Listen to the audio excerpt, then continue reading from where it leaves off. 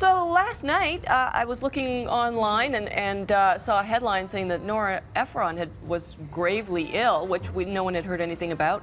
And this morning, came in and logged on again, and boom, there's a headline that said she's passed away. And you told me this morning, and I was shocked because I mean, not that it matters, but I didn't realize that she was 71.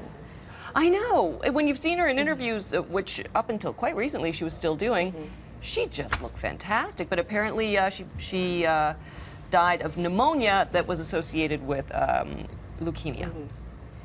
And she's been such a phenomenal writer, really, for so long, so early in her career. If you look at her work, She's I think she's probably my favorite. Julia, she's like the rom-com writer I can really get behind. Because it's just, you love that great scene in the deli with Harry Met Sally. That just stands out as something only a woman can write, right? And I mean, there's so many scenes in When Harry Met Sally that this was about.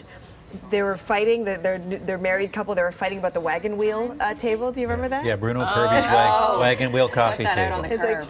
Exactly. So Hilarious. the husband wanted to keep the wagon wheel in the living room, and the wife said no, and it was like, oh, is this what relationships turn into? That movie was the perfect, that was just the perfect writer, perfect casting, perfect director. It's the modern archetype for the romantic. No, you know, I did see, there were critics that weren't crazy about Nora Ephron's style because they said that it's not realistic dialogue. People don't speak this way, and this snappy, perfect couple patter. You know But you wish they did. That's what you want to be. You wish they did, something and it made the aspirational film so enjoyable, right? Yes. I mean, And the people she worked with, what a dream! Like, you know, constantly worked with Meryl Streep, Billy Crystal, Tom Hanks, Mike Nichols. Yeah.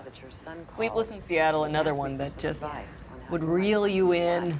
I've And seen it's those funny moments. I think someone said that fan. Nora would go to the supermarket, and then that would be grist for the mill, because she could just take all those things that you observe in daily life and then just turn it into a great story. Well, that's the key, isn't it, that's to such being a great unique artist? talent. Yeah, it's looking around and seeing everyday life in a slightly different way than everyone else does. Just have that ear for dialogue and how to kind of ratchet it up. Exactly. Neil Simon had that too. And I just found out this morning when I was reading a little bit more about her that her ex-husband was Carl Bernstein.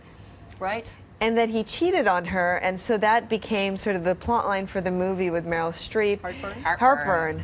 And that is a very And there are some lines in volatile that film, movie if you that he remember that. almost sued her.